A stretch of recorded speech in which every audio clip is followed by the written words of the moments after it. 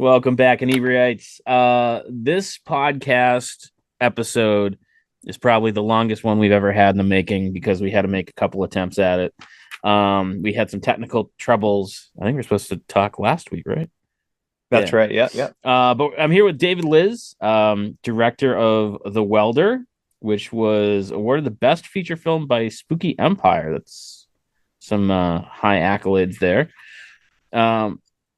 But I was checking out the trailer and it seemed like a very uh interesting horror movie. And then like I was kind of like checking out, I was actually did a little bit of research, which is unusual for me, but I saw it described as a social conscious horror slash thriller movie. Like, what does that mean to him?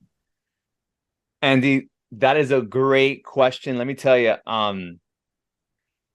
coming up with a synopsis, a log line for this film is kind of difficult because it's a horror film, but it's also so much more. It has a little bit of everything, It's like one of those we were inspired by like the slow burn horror films of the 70s, the Rosemary's Babies, Mm-hmm. Carrie, even The Exorcist to a certain extent. Like we love those films that build, build, build, build. So in order to create that, you have to have character development.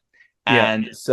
And we are a super low budget production. As a matter of fact, me and my co-writer Manny Delgadillo, we wrote 3 scripts before this one, different concepts altogether.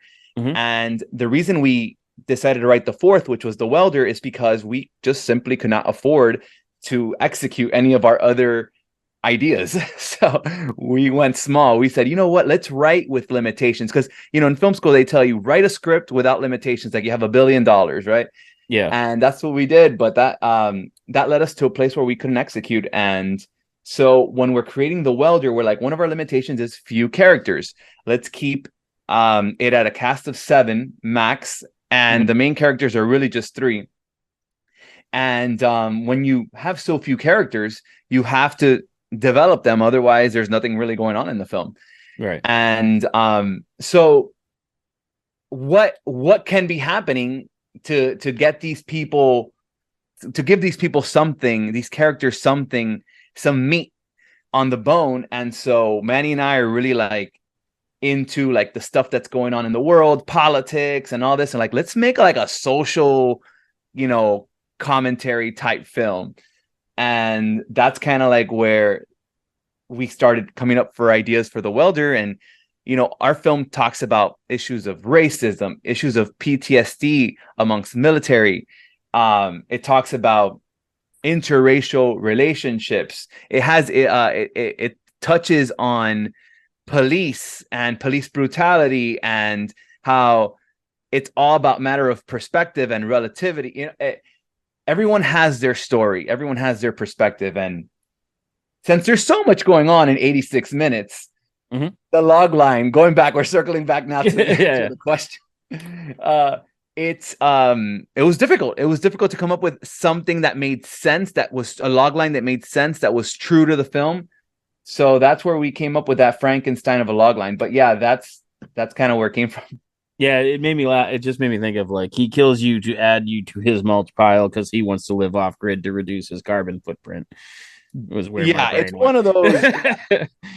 And the film is kind of like one of these absurd concepts. Like obviously it would never happen in real life. But Yeah. the fun thing about horror films is horror films allow for a larger scope or range of suspension of disbelief, right? You Mm-hmm. can have Michael Myers be shot, stabbed, decapitated, burned, or whatever, and he's still living and you still believe it.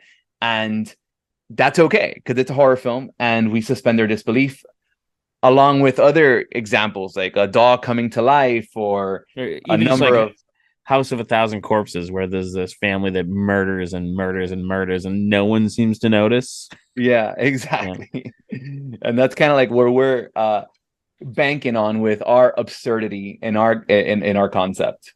nice. I really was fascinated by what you're talking about, kind of writing within a very rigid limitation. It made me Sure. think of there's a an artist. His name's Phil Henson, and he talks about how he was kind of like a struggling artist, and then got like quote unquote real job and was making decent money, and suddenly supplies weren't really as much of a an issue to get. Like he had options, and he Sure. bought a bunch of supplies, and he's like, now what? And he almost had to like Yeah. reset his limitations. Like I think he was like, well, I'm gonna creative work of art for under like $2. Oh, And so wow. then like he set like really rigid limitations, and that's when he became inspired. And I feel like you can having too many options is almost crippling sometimes.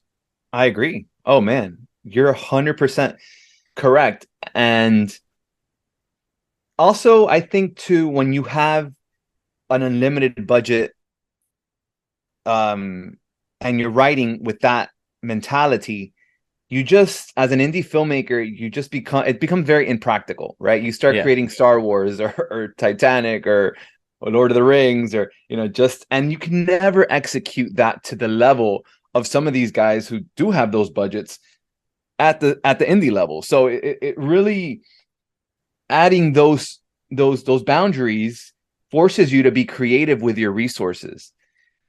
And I love that. That's really like, hey, we don't have the money um to have a bunch of fake props, Mhm. body parts or whatever. How do we shoot around it? How do we? And then also, we didn't have time either. We shot this in 9 days, so um, shooting a feature is not the easiest thing to do, and doing it in 9 days even worse. Right. So we were all sleep deprived. We were filming in the dead of summer in South Florida with the humidity at 100%. I was gonna say that sounds super awesome. Yeah, yeah. It was you know, quite torturous. But at the same time, there was this weird and serendipitous stuff that kept happening. We would have something bad happen and then something good happen, and it was Mhm. strange. It was like this weird atmosphere, but everyone was enjoying themselves, and everybody like felt like they were doing something cool, and there were no egos. Like I think back at our time during production, those short 9 days, and I think of it with nostalgia because it was like we were finally, after so many years, making something that we really wanted to do, that we dreamt about for a long time, come to life. So it was really nice. It was pretty cool, I gotta say. Yeah, I always think of those struggles, and it's always tough to keep a positive mindset, but I always in my head think of those experiences like, okay, this is boot camp. It's Yeah. gonna suck for the short amount of time that we're doing it, but at the end, we're gonna come out a lean, mean, in this case, filmmaking machine or whatever. Yeah, And yeah. it's those experiences like you go through those hardships, and then the next time around, you're like, oh, I mean, this isn't a big deal. The last time we did such and such, Yeah, yeah. it You was can pull 100. from the experience for sure. Yeah, and I think it's all about kind of like said it having those struggles and limitations is what makes you good. When you have all the options and all the money in the world. I'm not saying you Yeah. can't be good, but I just feel like you miss, especially in a creative field. I feel like part of being creative is that struggle of trying to get it right, getting it close to right, and being happy and not happy at the same time. And it's always a struggle. Like I guarantee there's something that you watch in The Welder where you're like, I just wish we had another shot or another day or Oh yeah. 10 more Oh man. dollars. Oh yeah. Well, let me tell you, look, this is my freshman film, my first feature film. I've done several shorts, of course, and all kinds of video productions, from music videos to podcasts to all sorts of stuff. But this is my first feature. Features is where my heart lives. That's where I've always wanted to live. And I look at The Welder and I see all of its imperfections. Guys, Mm-hmm. I'm talking to your audience right now. When you watch this film, don't expect a masterpiece. My masterpiece has yet to be created. Give Right. me time. But but under the circumstances, I'm very proud of it. I'm very, very proud of it.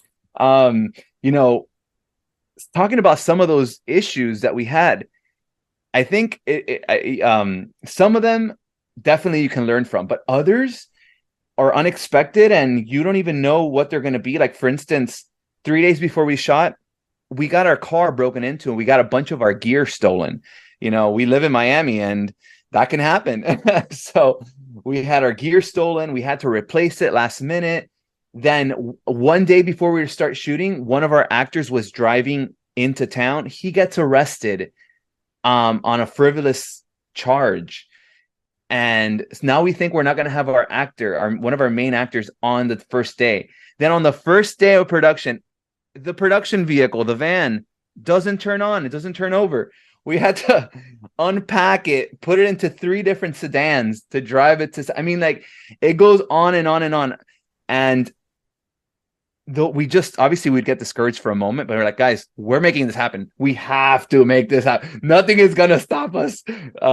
But those are things you can't really plan for. And I think that having that positive outlook on it, wanting it really, really badly, and knowing in your heart that you're gonna make it happen no matter what, is like sort of important, very important in this, man. The stress. I just think back on it, and sometimes I just like get nervous. I'm like, oh my gosh, I'm back. I've been transported. Like, everything is gonna collapse. I thought everything was gonna collapse at any moment, but it didn't, and it happened. And yeah, man, it makes you stronger. The next film, I'm more prepared for sure.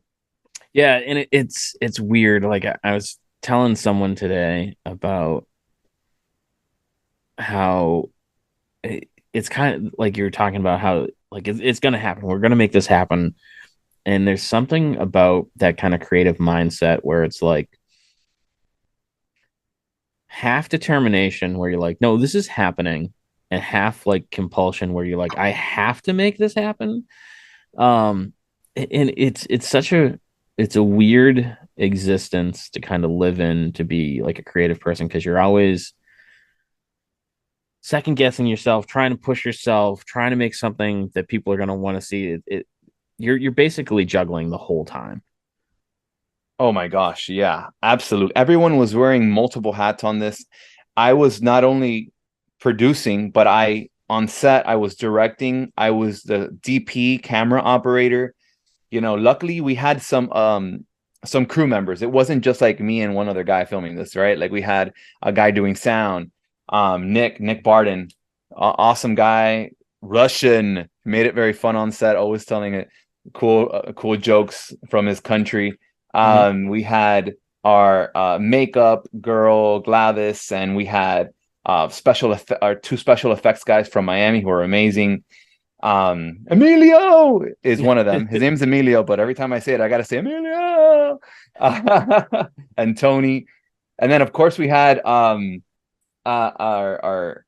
camera assistant and all that. So we had some crew. We didn't have to do everything all on our own, but everyone wore multiple hats, and it was hard, right? Because you're juggling all of this. You have no sleep because you're working 18 hours, 9 days straight, and it becomes hard to function. It really does.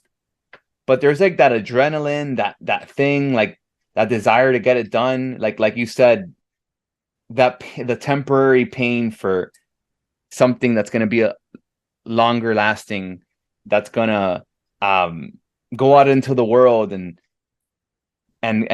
say a story that you're not going to be able to tell yourself, right? Your film speaks for you. Mm-hmm. And then later on, the editing process, which was another thing that we can talk about. But anyways, like, I'll digress for a second. No. I didn't mean to interrupt, but No. yeah, and it's in your art, whatever it may be, does. I mean, it goes out in the world, and then it, for better or for worse, it kind of lives forever. Yeah, and it's not yours anymore, right? That's the way I see it. It's like your baby, and then you feed the baby, you make sure the baby grows up healthy and strong. Like, you put in the work in your film and your movie and your art, and then eventually your baby, you allow it to grow, and it leaves you. And once it leaves you, that's it. It doesn't belong to you anymore. It belongs to the world, and the world will perceive it the way the world wants to perceive it. And that's the way I see it. I've let go of The Welder. The Welder is now out there. People can watch it. They can love it. They can hate it. They can understand it, they can misinterpret it, they can reach out to me and tell me what they think. Whatever, they it belongs to them. That's my perspective, at least. Yeah, that's interesting. I've done some like public um installation type artwork. They had these fiberglass lobsters that they put all over town. What? That And sounds cool. yeah, and then they picked different artists in town, and each artist painted their own lobster, and I was lucky enough to be chosen for one. And it was interesting because so many friends of mine were like keeping an eye on it, being like, oh, this happened to it, or it looks like someone like tried to knock it out. And in my mind, the whole time I was making it, I was kind of divorcing myself from really, I don't want to say caring, but like I had an expectation of this is going to be out in public Yeah. and it's going to belong to the public, and hopefully people really enjoy it. And Yeah. they did. But it was also that kind of like, there's a real world possibility that it will get stolen. It will just disappear, Yeah. or get damaged. And it just became like, yeah, okay, so it's out in the world. It almost became, to me, interesting to see what would happen if anything happened. Like in that weird, that's how you're saying how that people will like it or dislike it. In my mind, it was people will respect it or don't respect it, or kids will vandalize it or whatever. Kind of became part of the work in my mind, is like how people interacted with it. Oh, absolutely. I think there's that part. Like, it's funny, you spend so much time on that art piece, and there comes a moment where you have to separate yourself emotionally from it, because you're gonna get some hate for it. No matter how amazing, even some people hate the Mona Lisa. Like, no matter how much you love that piece of art, you're gonna get hate for it. And like, you have to have a thick skin, right? Because people will crap on your art, and there are going to be people that love your art and tell you about it, and that's going to, like, I guess, motivate you and give you confidence and validate you. But at the same time, there's going to be folks that do the complete opposite, and you just got to be prepared for that. Yeah, and it's hard not to give too much weight to the negative. Like, oh my gosh, like, yeah, you can have 5 good comments and then one negative, and then you forget the 5 good ones. Yeah. Yeah, that's so true. Oh man, Andy, like, you're speaking to me right now. I'm like, man, because as the welder just came out, right? So we have like all these reviews coming out, and we have some good, some medium, and there's a couple out there that aren't that good. But you get all of these good ones, and you're like, oh yeah, and then you get that one bad one. You're like, oh, my poor little heart. No, but that's it. No. Yeah, for sure. And who is it? I think I want to say they do it on Jimmy Kimmel, where they have like, the bad tweets or whatever it is. Yeah. And I'm not saying he stole our idea, but one of our other podcasts is a restaurant podcast, and on one of the very first episodes, going back like 7 years or so, we were talking about Yelp. Okay. And how much restaurant people hate Yelp, and it evolved into the restaurant owners sitting there like looking up bad reviews of their restaurants and kind of like being very cathartic and kind of like laughing at it. Or you get some being like, this was the worst steak and cheese sub I ever had, and they'd be like, you don't fucking serve steak and cheese, like what are they talking about? Yeah. So like, hopefully at some point you can reflect on those and kind of like take them with a grain of salt and find the humor in them, I guess. But yeah, I agree. I mean, I agree. Even just when someone's like, you're like, yeah, no, we've gotten all, we've gotten all kinds of responses, and I think that you're absolutely right. And this is speaking to all artists, just be ready because you get lost in the creation. Mm-hmm. And that's kind of like what you are as an artist, right? You're a creator of whatever medium you use. But then it's like you're never ready for the reception. You might get like an amazing reception, but you spend so much time in the minutia of the creation that the insecurity, you spent a lot of time on it because there was insecurity in there somewhere, right? And I think all artists are hopelessly insecure, including myself. Oh, for sure. So, you know, when we have a reception and it's positive, it's like, whoa, I didn't expect that. Wow. And then and if it's the opposite and it's like negative, you're like, oh, I was hoping that wouldn't happen, but I definitely didn't expect that. So Yeah. it's like you're never ready for it, no matter what it is. Let me ask you, because you're kind of in a pretty interesting area as far as creative people, where someone could leave negative feedback and you take it as a compliment, where they'd be like, oh, this is the most disgusting piece of trash I've ever seen. It was Yeah. horrible. And, you know, Yeah. I had to go pray the rosary just because I saw 20 minutes, like, do you get those kind of compliments where you're like, it's I negative, have. but I'm taking it as a compliment? Definitely. Yeah. There's a couple of scenes in the film where it's a little bit disgusting, and like we really like played with the sound design to like just give you kind of like a visceral, nasty kind of sensation. And we've gotten a couple of comments about, oh, that's disgusting. I can't see that. Oh, I wanted a barf or whatever. And And you're like, thank you. that's amazing. I'm like, Yeah. wow, I'm so happy. That's phenomenal. Okay. Anything else good you want to tell me about my film?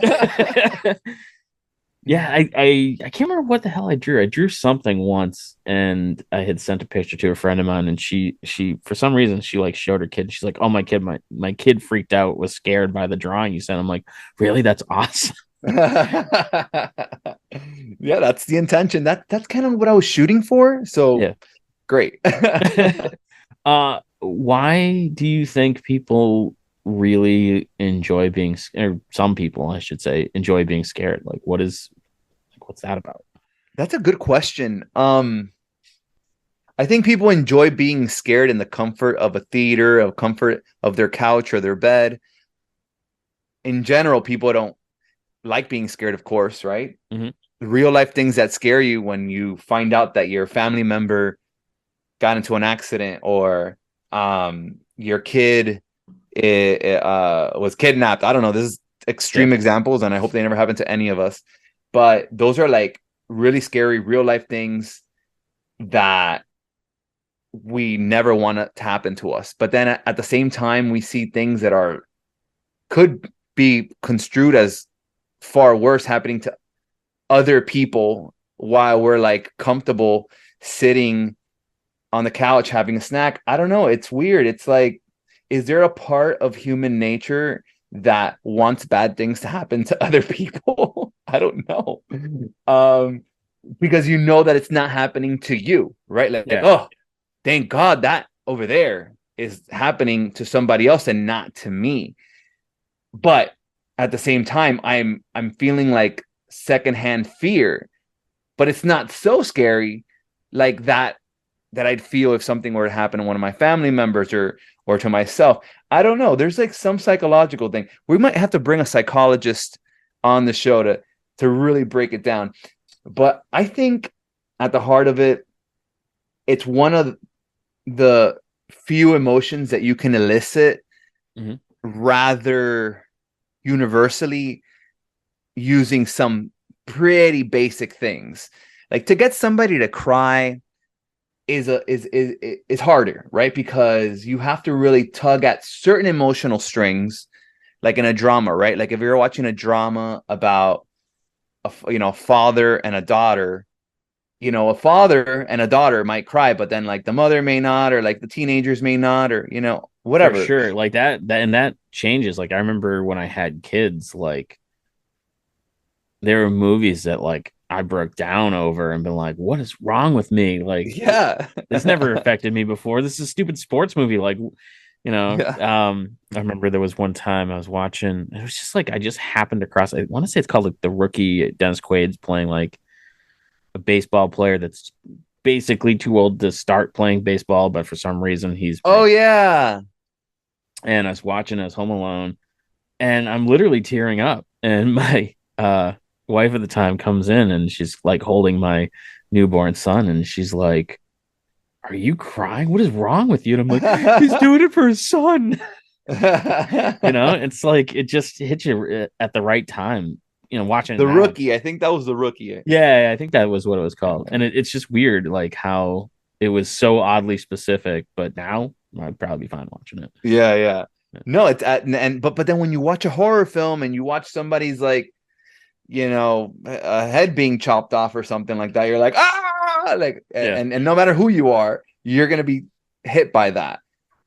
It's not really specific to your personal situation per se. Obviously, there's how desensitized you are to horror or whatever, but some of that, there's like that visceral thing that Yeah, like we all everybody's want to afraid of keep having our their head head up. chopped off. Yeah. Yeah, yeah, yeah. Yeah. Yeah, And and, we're all and gonna it, react to it. it even makes me think of like America's Funniest Home Videos.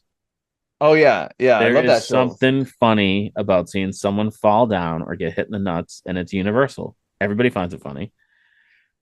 I loved that show, especially when uh man, what's his name? Danny Tanner, may he rest in Oh, peace. um, I shit. forgot his name. I can't believe it. I actually Uh, saw him um in person. Bob Saget. There you go. Bob said, there you go. I saw I him like. in, huh? Oh, you saw him perform? Yeah, he was Oh, actually nice. performing at the Improv in Miami of a few months before he passed away.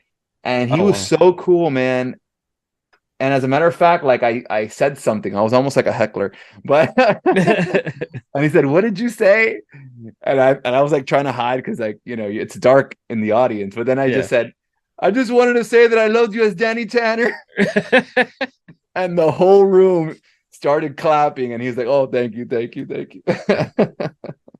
And that's yeah. Anyways. He's so different. Like I did not grow up with Full House. I was a little old for that, but I Oh mean, yeah. You look young, man. You look like you're my age. I don't know how You're old you are, but 35. I'm definitely older. I'm almost 50, 48. No way, Yeah. man. You look good, brother. There's a lot more gray. So it's off camera. It's we just say it's blonde. Yeah. I just cropped the image so you don't see the gray in my beard. But yeah, like he was such a different, and that's kind of what I thought was cool about him. It is he did something like Full House or America's Funniest Home Video, but then he would do his stand up, which was some of like he's considered one of the filthiest stand up comics ever. Yeah, yeah. And I love when people kind of have those kind of two sides that they get to explore. Like, are you like, do you want to do a romance? Or are you just a horror person? Like, do you want to get into like do a Marvel movie? Like, what is your ideal career path? Well, for me, I think I like horror films for sure. I'm a big fan of thrillers Mm-hmm. and drama. I just saw The Whale. Have you seen it yet? Oh, I haven't seen that. It looks really good. Phenomenal. Wow, I was blown away. I'm like, man, I want to do a drama. Like that hit me. Like that was good. It was so well done. Darren Aronofsky, strike another home run for him. But that's really where I like to be, drama, thriller, that kind of area. I definitely want to like continue to explore horror. I don't know if I'd ever jump into comedy, although I do believe that you have to include some comical things in your whatever you're doing because it's Mhm. part of life. I'm a big fan of like Fly on the Wall. I Okay. like films that kind of feel almost like a documentary. It feels like real. I like realistic situations, and although you would never know it from this movie from The Welder. Totally Yeah. absurd concept. Definitely stretching my creative muscles with this one a little bit. But But I yeah, mean, man. I feel like sometimes that's what you need with like a good horror movie because if you make it too real, it kind of loses that it gets too scary, Like people Man, let me don't. tell you, some of the movies I'm trying to remember. I'm trying to remember the name of the that series of movies that is it it was the same people that did like Annabelle and The Conjuring. Okay, there you go. Oh, okay, yeah, yeah. With oh, it was about that the that that husband and couple. wife couple there. Yeah, I'm I blanking on their forgot their names. name, Yeah. but let me tell you, those movies, they're too real. Like I seen that. Like I remember when I first saw the first one, I was in the theater and I was so engulfed in the film. There was this one scene where like the hairs stood up on my whole body, and I felt like the demon was gonna go into my body, and I'm like, man, that's too real. Like ghost stuff and demon stuff. Like that's that's That like real when, crazy for me. yeah, when I was a kid, those were always the horror movies that scared me the most. Is if Oh you my goodness, put yeah. based on a true story in front of That's your it. movie, it would scare the shit out of me. Yeah. And Yeah. and now as an adult, I understand, air quotes based on a true story, but Yeah, like yeah, yeah. as a kid, you put that on, and I wouldn't sleep for days because I'd be What's the like, one that scared you the most as a kid? um, Amityville Horror was not fun. And there Yeah. was another one. God, what was it called? It was it was basically about ghosts. And I remember specifically that was like the first one that I saw that said like based on a true story. And then it was like very poltergeisty. I was probably too young to watch it because there's a scene where basically like this woman gets molested by the ghost. God damn, what was it called? I don't know. I'd have to look it up. I don't remember. But it was you're probably talking like Like what, the 70s? early 80s, maybe late 70s. Okay. That it was like the apparition or something like that. That's definitely not the apparition, but it was like two words like the something and it Yeah, yeah. referenced a haunt. Like it couldn't be the haunting. That seems too easy. Too easy, too easy. Yeah, Yeah. but something along those lines. I'd have to like really investigate it. But yeah, I mean, scared the crap out of me. Man, no, no, no. Like, let me tell you, one of the first horror movies that got me was It. Oh That yeah. was, yeah, like well, I guess it wasn't a movie, it was more of a mini series, right? But Yep. I guess that movie came out like in 1992 or something like that. And I must have been like 5 years old. And my mom, who is Latina, she doesn't speak any English. We're just like sitting on the couch, going through the channels, and there she sees this movie about a clown, and she just lets me watch it while she goes to the kitchen to do whatever she was gonna do.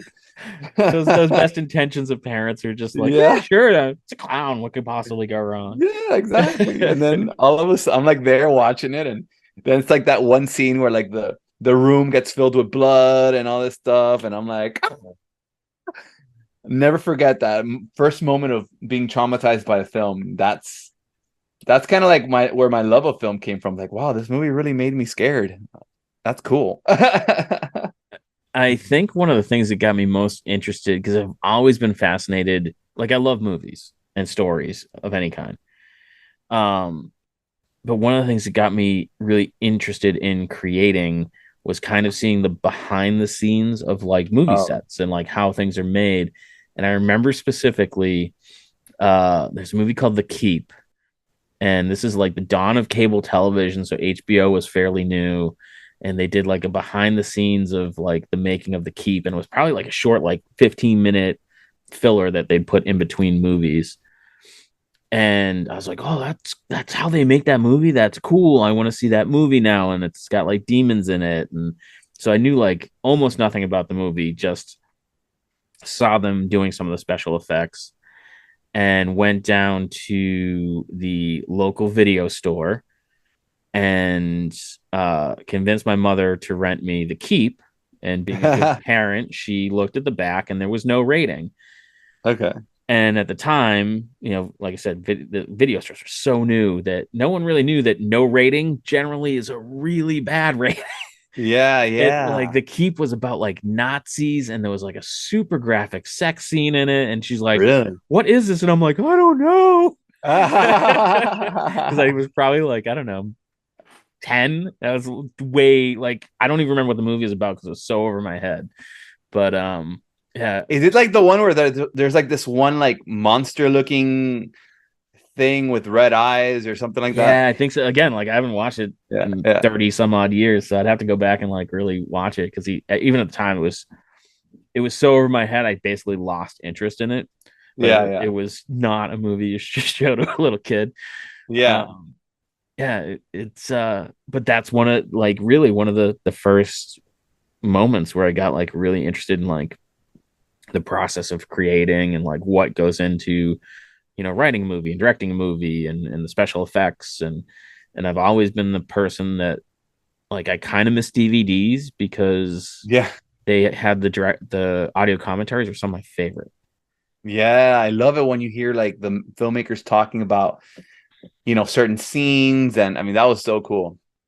And some of my favorites were like the people the filmmaker, like the director's great, actors are great because they always have interesting stories, but some of the more interesting ones I remember, I had Pleasantville, and it had the commentary from the guy that wrote the score, Oh, cool. and it was just like, oh wow, it's really fascinating to hear their side. And I had a copy of Platoon that had the guy that was the military advisor, and he would talk about like how like the movie was compared to the real world military and how things worked and what they did to make sure it was accurate. And it's Oh, cool. just to hear every person's perspective on it, is you know It's so cool because there's so many minds that go into making a film.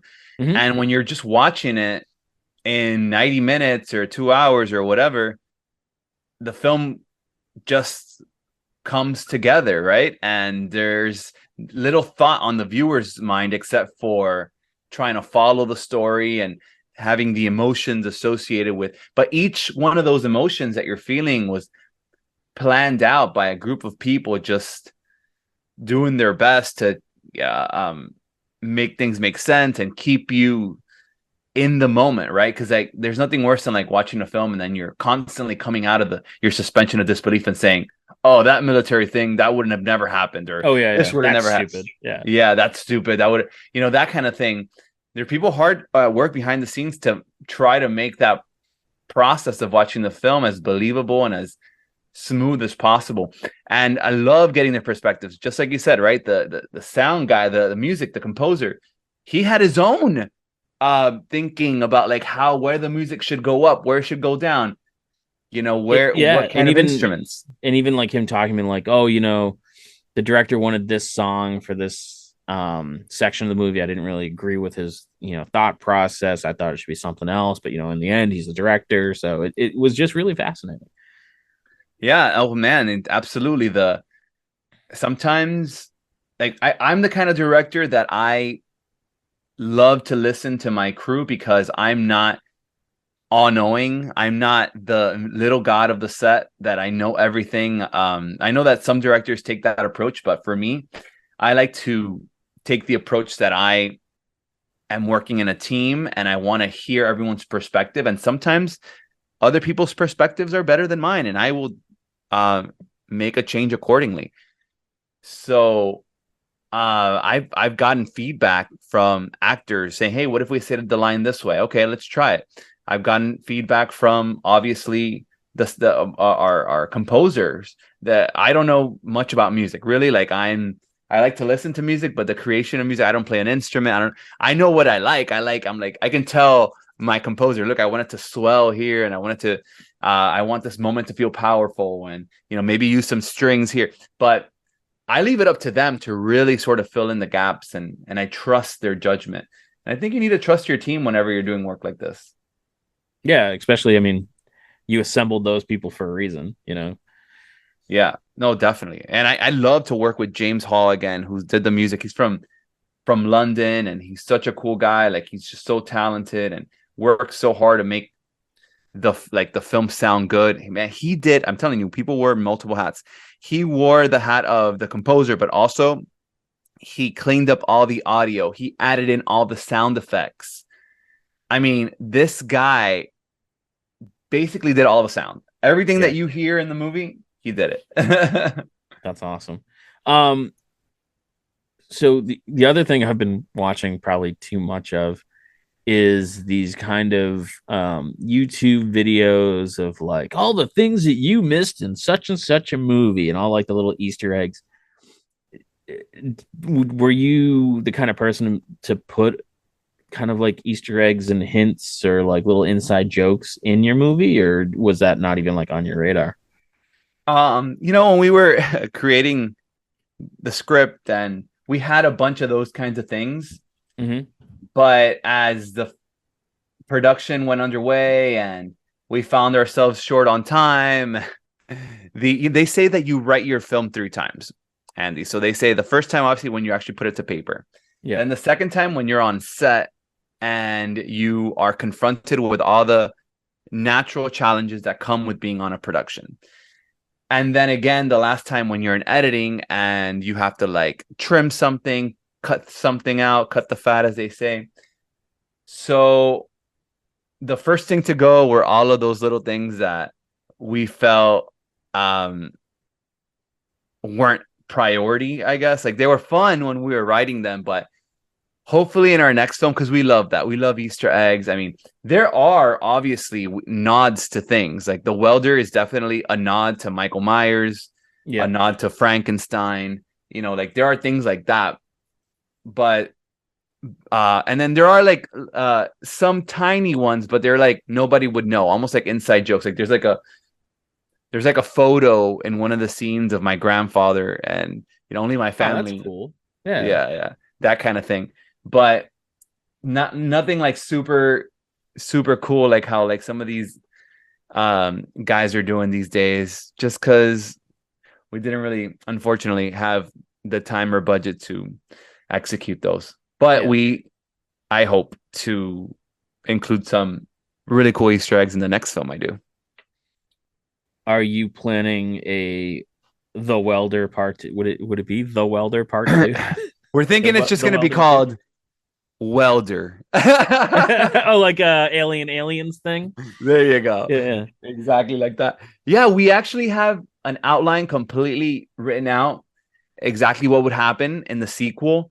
And man, I really think the sequel will be better than the first one. I think it's one of those situations, because it's just now that we laid down the groundwork, perhaps the second one we can explore other cool. I've gotten a lot of feedback from the film, and there are so many cool ideas that can be incorporated into the sequel, and I'm definitely going to do that. But before we even think about a sequel, we have another film that we're working on Can you talk that about will, that one? yeah, we'll talk. We'll go to that first before we. The thing is that there needs to be a need for the Welder Part 2. If Yeah. the world says to us, "Hey, we loved Part 1 and we want a sequel," we will give the world a sequel, and we know exactly what we're gonna say and do in the sequel. But if not, we have other ideas, and like I said, another idea that we're working on at the moment. Can you key us in on Oh any? yeah, definitely. So we are working on a script called Grandma, and it's a horror film. It's about basically the worst parts of having Alzheimer's. Now, Oh, okay. yeah, we want to sort of explore this because my co-writer Manny Delgadillo, his grandmother had Alzheimer's up until she died, like for a few years. So they lived together, like in the same house, and he took care of her, and he saw her sort of like decline, and then my grandmother also, and she up until she died too, she had Alzheimer's for 10 years. So we have like all of these experiences from the outside, and it makes us think what's going on the inside. And so we really want to tell, like, and we haven't really seen this explored in horror films very much. Hmm. The issue of Alzheimer's. And again, like we love to talk about social issues, right? We want to incorporate it. And what's scarier really than losing your mind? It's scary for you as a loved one, but how terrible must it be for the person going through it? And so we're kind of exploring that a little bit, and within the horror context. And that's just about all I can say for now. Yeah, that's a really interesting concept because, like, I've known friends who've had grandparents go through that same type of thing, and they're always like, oh, they don't even recognize me anymore, and you'd be like, oh my god, can you imagine? Just like I never thought about it, but just not recognizing anybody, and yeah, that's I'm fascinated. I'm really interested to see that when that comes out. Called Grandma. Grandma. We gotta find the right grandma to play the role. We haven't found her yet. Yeah, I suppose that's key. Yeah, Yeah, that, yeah. that would be We're that'd like, be do we get a young lady to like do the makeup, but then like, can we afford the makeup to look at the level we wanted to? We're already talking about things like that, and like yeah. I feel maybe we like you just get go. an I feel like older, you get an older actor. The yeah, problem is that that the not to the talent pool yeah at that the age. right, and then it's also like if it's a hit and there's a grandma too, like how long are they going to be able to be involved? And Yeah, yeah, yeah, true. Yeah, I think Grandma is gonna be a oneer. Like it's yeah, gonna be like no room for a sequel. Not just I mean, obviously there could be, I don't know, but I don't know the way I in picture the ending I have in mind ain't gonna be no sequel. and I gotta say that's some of my favorite movies. I love a complete story. You know, I grew up in the 70s and 80s. I love franchises, GI Joe, Star Wars, all of it. But I hate when there's like a forced sequel. Right. The Matrix is a phenomenal movie. The other two are garbage because they're like, oh, they're gonna make two more. I'm like, why? It's over. Like the story's done. Let it go. Um, I just I understand that they want to make more money off of the concept, but it's just like if a story's done, let it be done. Come up with something new. Yeah, I agree. I agree. And The Matrix was such like a great example of that, right? Because it's like a complete film. Like you're done. Like you what else do you have to say? But obviously It they was came up with so this. over. Yeah, it was. It Yeah, really was. But hey, that's what happens. The opportunity like this is the thing, Andy. Like you strive to become an artist and then you work and you work and you work and you have failure after failure after failure. And then finally you have something, if you're lucky, that succeeds. yeah, Now you have to capitalize on it because you don't know if you're going to have another one. yeah. And it is that I call it the wagon wheel issue. Huh, okay. And this comes from a story here living in Plymouth. There's 40 bars and restaurants within a mile stretch of road, and all of them have some music at least 2 nights a week. And so there's tons of musicians that live and make a living playing music, but a lot of them are doing covers. Yeah. And I was kind of like in a rut with my art, and I was talking to a musician, and I'm like, and the song Wagon Wheel came up, and he's like, I hate the song. He's like, I play the song every time because it's what people want to hear. It's what I get paid to do. And it's that fine line between wanting to be the starving artist who makes exactly what you want to make and the guy who's like, I am a musician. I am lucky enough to play music for a living, but I have to play what other people want to hear or I'm not getting paid. And Right. so that's the wagon wheel issue. How like where on that spectrum do you want to be? Do you want to be the guy who's only playing stuff just to get paid and not really enjoying it, or do you want to be the guy who's making exactly what he wants to make the way he wants to make it and no one cares? Exactly.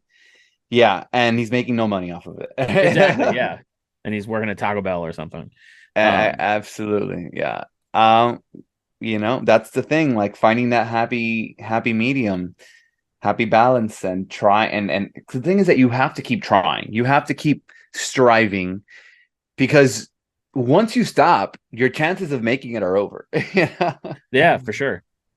I think there's like there I have some buddies, actually their music is in the movie. They have a band called Ultra X, Okay. and they're the coolest guys. I've known them since high school. Well, they have like they do covers, of course. They go and they play at different bars and stuff like that. But what they'll do is they'll throw in an original, Mm-hmm. like from time to time. They'll be like, all right, guys, well, this is an original, blah blah blah. And then after that, they'll continue singing what the people want to hear. And they've created a little bit of a following doing it like that. Yeah, and that's a great way to do it. And then there's a local band around here who built up their following, kind of doing it that way to the point where they only want to play their originals and they have enough following to do that.